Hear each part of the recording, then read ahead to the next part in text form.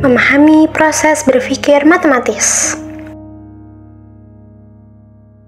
Mari kita bahas. Halo semuanya. Pernahkah kalian bertanya-tanya bagaimana otak kita bekerja saat menyelesaikan soal matematika? Yuk kita bahas bersama tentang proses berpikir matematis. Pertama, apa itu berpikir? Berpikir adalah proses mental yang membantu kita membentuk konsep, memecahkan masalah, mengambil keputusan, dan menyimpulkan sesuatu. Menurut Robert J. Sternberg 2009, berpikir adalah cara kita memahami dunia, menyelesaikan masalah, dan membuat keputusan. Sedangkan James Piaget mengatakan bahwa berpikir adalah cara kita membangun pengetahuan melalui interaksi dengan lingkungan. Apa itu berpikir matematis? Nah, berpikir matematis adalah cara berpikir logis dan sistematis untuk menyelesaikan soal matematika serta menerapkan konsepnya dalam kehidupan sehari-hari. Menurut Polya 1957, berpikir matematis melibatkan pola, perkiraan, dan strategi pemecahan masalah. Sedangkan Scheme 1971 menyebut bahwa berpikir matematis mencangkup pemahaman konsep dan keterampilan prosedural dalam matematika. 3. Jenis-jenis berpikir matematis. Yang A. Berpikir logis. Menurut Aristoteles, berpikir logis berarti menalar berdasarkan prinsip deduksi yang sistematis. Yang B. Berpikir kritis. Menurut Ennis, berpikir kritis adalah menganalisis dan mengevaluasi informasi secara rasional sebelum mengambil keputusan. Berpikir kreatif. Menurut Krulik dan Ratnik, tahun 1999, berpikir kreatif adalah menghasilkan ide-ide baru dalam pemecahan masalah matematika. Lalu ada berpikir induktif. Menurut H.G. Haskell tahun 2001, berpikir induktif adalah menarik kesimpulan umum dari pola-pola spesifik.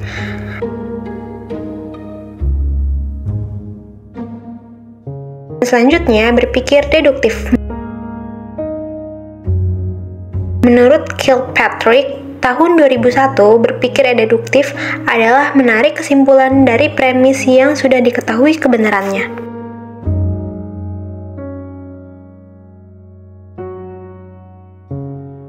Keempat, proses berpikir induktif.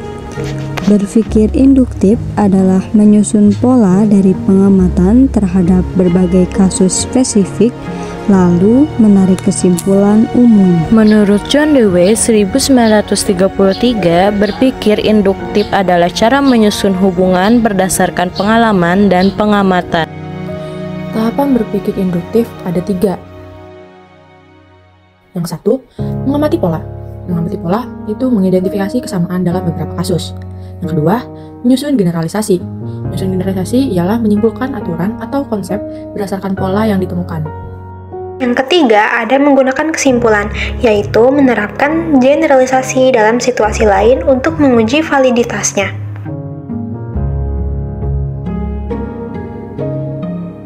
Nah, sekarang kita sudah lebih paham tentang proses berpikir matematis.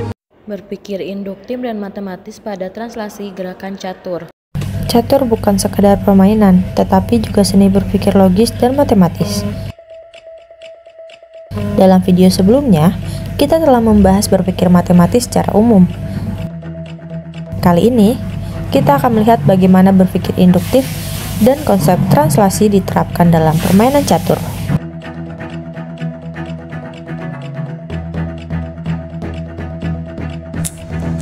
Saat bermain catur, bidak atau buah catur berpindah sesuai dengan arah dan jarak tertentu. Nah, perpindahan ini dalam matematika disebut translasi atau pergeseran. Misalnya, perhatikan bidak ratu yang berpindah dari titik 2,1 ke 6,5. Nah, translasi ini dapat dihitung menggunakan faktor perpindahan, yaitu X aksen dikurang X dan Y aksen dikurang Y. Jadi, tinggal kita kurangkan saja, 6 dikurang 2 dan 5 dikurang 1. Jadi, hasilnya adalah 4,4.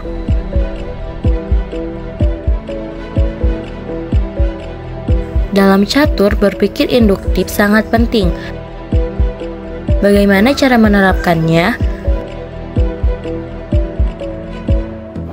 Mengamati pola langkah lawan. Seorang pemain catur yang baik selalu memperhatikan bagaimana lawan bergerak. Misalnya, jika lawan selalu memajukan pion ke tengah di awal permainan, itu bisa menjadi pola yang dianalisis. Menarik kesimpulan. Dari pola tersebut, kita bisa menyimpulkan bahwa lawan ingin menguasai pugat papan catur.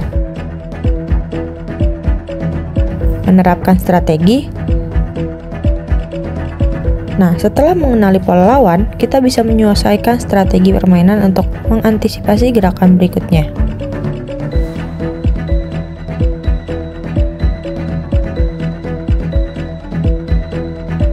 Jadi, berpikir induktif dan konsep translasi tidak hanya digunakan dalam matematika, tetapi juga sangat berguna dalam permainan catur. Dengan memahami pola, menarik kesimpulan, dan menyusun strategi, kita bisa menjadi pemain catur yang lebih baik.